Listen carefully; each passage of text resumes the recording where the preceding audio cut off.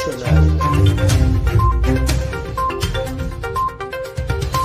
abonné leen ci suñu chaîne YouTube ngir jot saa su nekk ay xibaar yu wér te wóor aju ci réew mi ak ci bitim réew. SeneInfo. internet yi ñuy bàyyi xel ci SeneInfo.net ak SeneInfo international ñu ngi leen nuyu fas yéene defal tënkub xibaar tey mercredi di 21 juin 2023.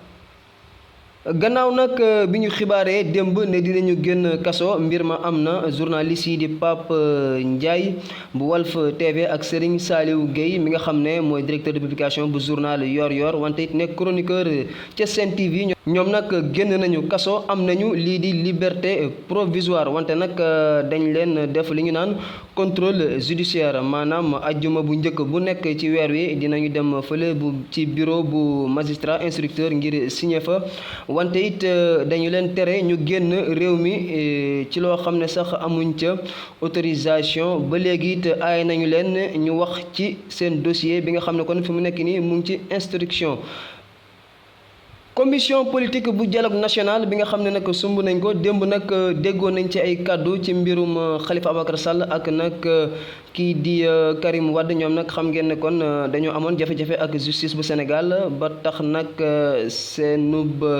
éligibilité kon amoon ni jafe-jafe maanaam seen bokk ci ay élection wante nag fi mu nekk nii jàpp nañ ne dinañ mën a bokk ci élection présidentielle bu 2024 ndax nag ay déggoo am na kon ci boobule commission politique ba nag ñu war a modifier li nga xam ne moom mooy article L28 ak L29 bu code électoral bu Sénégal loolu nag day tax ba kon ñaari ñooñu lee di ay responsable politique dinañu amaat li nga xam ne moom mooy ay droits civiques ak politique ba tax nag kon ñuy mën a bokk ci élection présidentielle 2024 bi ñu dëgmal. ci ay arrêté yoo xam ne jël na ko préfet bu Dakar di Mor Talla Tine moom nag dafa aaye daal ay marche wala boog li nga xam ne moom mooy rassemblement boo xam ne groupe Walfadjri dañ ko fas yéene woon amal le 23 fële ca place de l'Indépendance wante it aaye na beneen marche boo xam ne lii di force vive de la nation bëggoon nañ ko amal muy F24 ba léegi le 23. préfet yemul ci loolu aay na it beneenu marche boo xam ne kon coalition Yewwi Askan Wi ñoom ñoo ko bëggoon amal le 25. moom préfet nag wax na li tax mu jël yile dogal mu ne nag mbirum trouble à l'ordre public ak entrave à la libre circulation des personnes et des biens wante it li ñuy woowee risque d'infiltration ñetti mbir yooyu daal kon moom moo tax bile dogal mu jël ko aaye kon yule ndaje nga xam ne kon ñi di Walfadjri Yewwi Askan Wi ak force vive de la nation ñoo ko bëggoon a amal.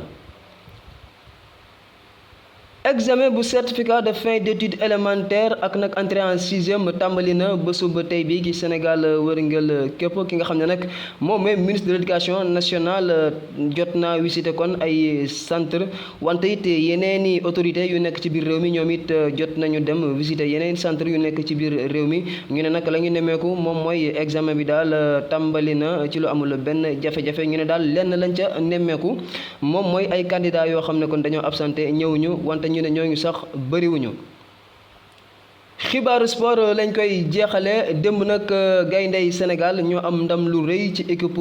bii di Brésil gannaaw bi ñu doon amal ab match amical fële ca Lisbonne Sadio Mané ak i ñooñam nag 4-2 lañu leen dóor muy nag ndam loo xam ne kon ndam bu am solo la ci performance équipe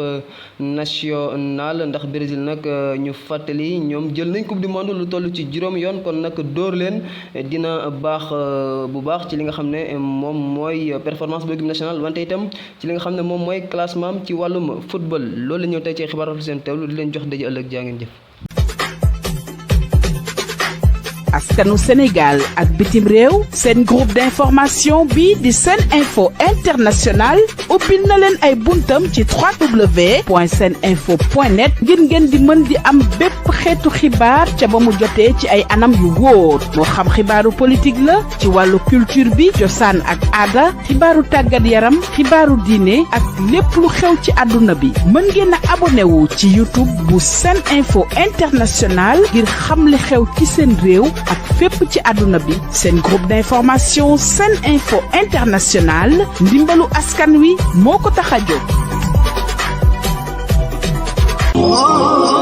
ana lan ngeen doon wuti ca Makka muy jàllaaba muy cuuraay muy bépp accessoire buy jógee Makka ana lu ngeen di wuti Makka lépp loo xam ne da ngeen koy jëli ji ba Dubaay lépp loo xam ne da ngeen koy jëli ji maanaam foofu nga xam ni moom moo di ca Makkatul Mukarram am na fii nga xam ni moom moo di ci Saloum Jidda nekk fii ca 48 rue Fleuris angle Paul Hall muy li nga xam ni moom moo di ijab yi nga xam ni kat moom la jigéen ñi di muuro muy li nga xam ni moom moo di cuuraay muy zamzam muy lépp loo xam ne da di abbaaya wala sijaada lépp li nga xam ni moom ngeen ca bëgg ñëw leen fii nga xam ni moom moo di 48 rue Fleuris angle Paul Hall da ngeen bëgg li nga xam ni kat moom moo di oud wala ambre VIP muy parfum yu amaanaa yooyu di bàyyeekoo Makkatul Mukarram wala foofu nga xam ni moom moo di kat ca Dubaay jalaaba yaa ngoog kurus yaa ngi fi mbaxane yaa nga fa parfum oud yaa nga fa sijaada yu baax yaa nga fa kaamin yaa nga fa lépp looy soxla te muy jugee Makka te muy jugee Dubaay ñëwal fii nga xam ni moom moo di Saloum Jidda 48 rue Fleuris angle Paul Hall marché Sandaga Dakar